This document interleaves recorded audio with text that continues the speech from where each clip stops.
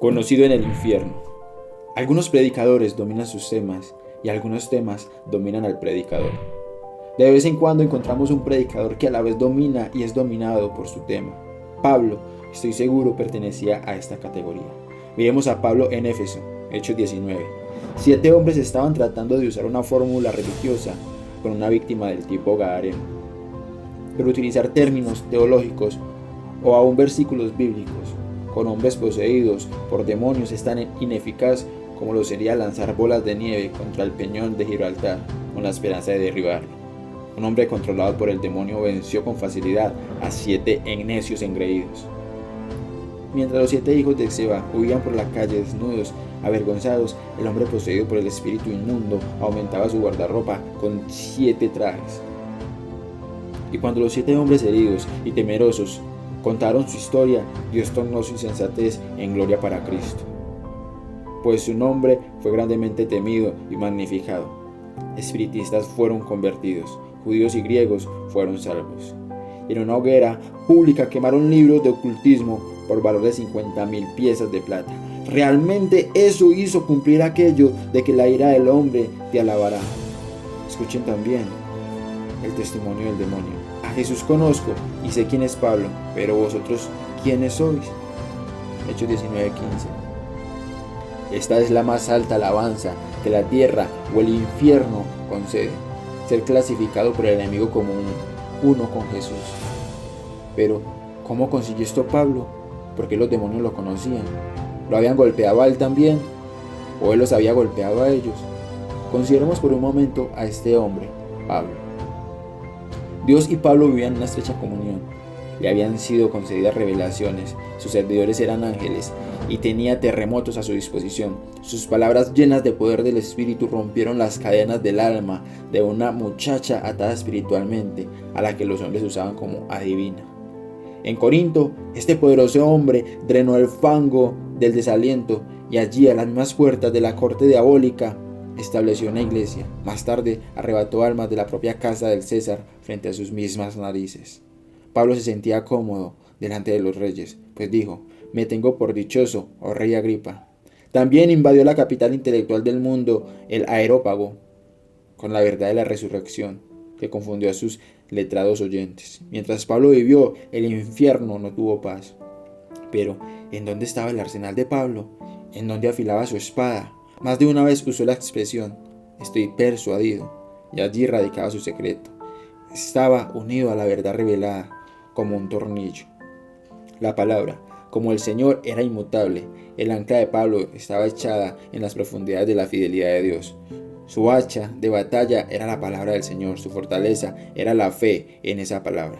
Así, el Espíritu alertaba a Pablo de la próxima estrategia del adversario. Pablo no ignoraba sus maquinaciones y por lo tanto el infierno sufría. Aun cuando unos hombres intentaron asesinar a Pablo, un informante descubrió el complot y hombres y demonios terminaron frustrados. La espiritualidad que salva a los hombres del infierno y los aparta del pecado vulgares es maravillosa. Pero creo, es elemental cuando Pablo fue a la cruz. Todo lugar, el milagro de su conversión y regeneración. Pero cuando más tarde se halló en la cruz, ocurrió un milagro mayor, el de su identificación con Cristo. Este, creo yo, es el argumento magistral del apóstol. Está muerto y vivirá al mismo tiempo. Vosotros habéis muerto, escribió a los Gálatas.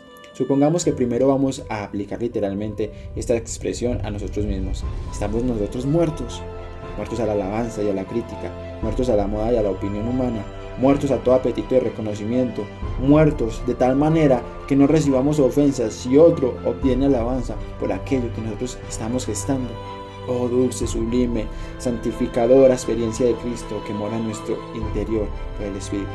Así podríamos también nosotros cantar con Wesley: muertos al mundo y su diversión, a sus pompas y a goces de perdición.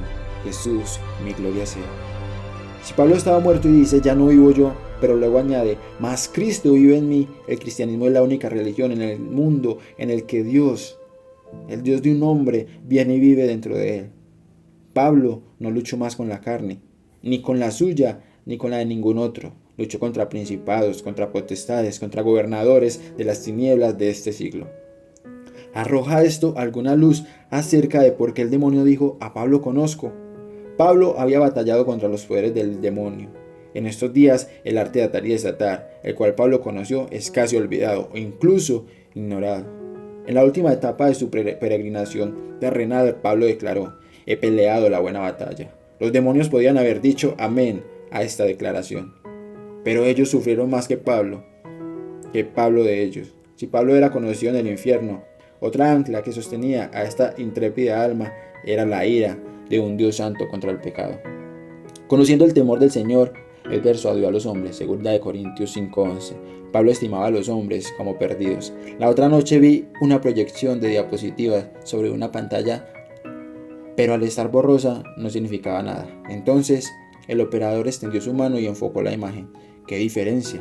Así nosotros los cristianos necesitamos que la mano divina enfoque la imagen borrosa de nuestros ojos, para que podamos ver cuán eternamente perdido está el hombre. Porque Pablo amaba a su Señor con un amor perfecto, también aborrecía el pecado con un odio perfecto.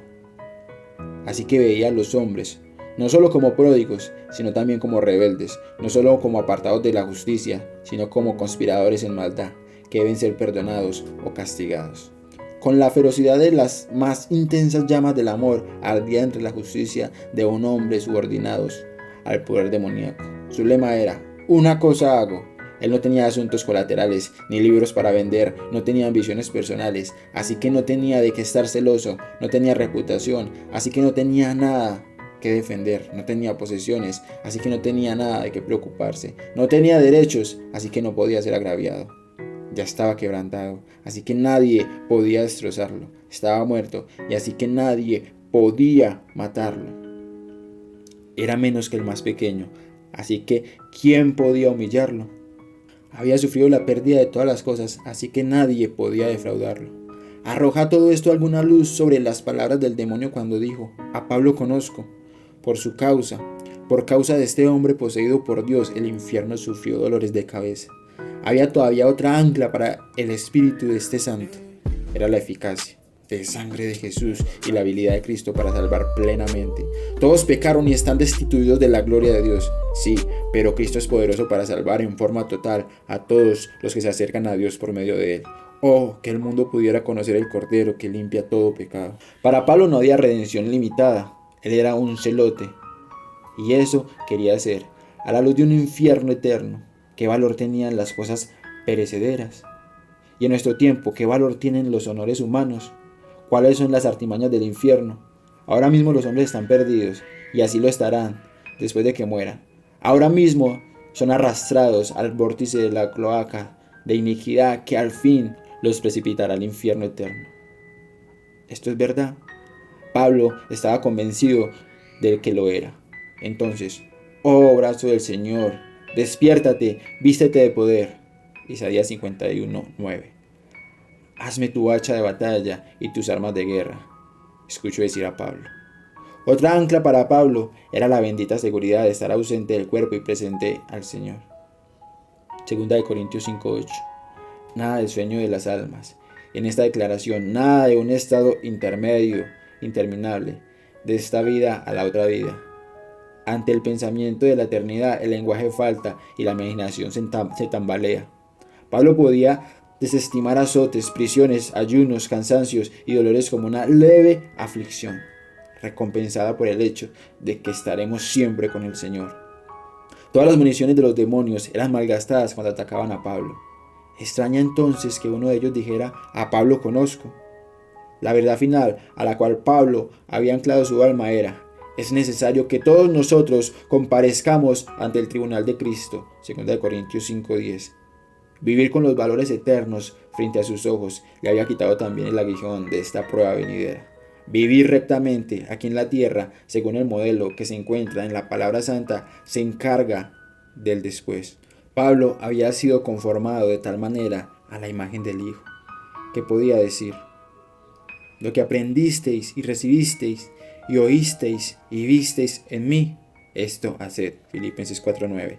Copiar de otras copias por lo general no es seguro, pero es seguro copiar a Pablo, pues él estaba plenamente rendido, totalmente santificado, plenamente satisfecho, sí, estaba completo en Cristo. Todavía te preguntas por qué un demonio dijo: a Pablo conozco, yo no.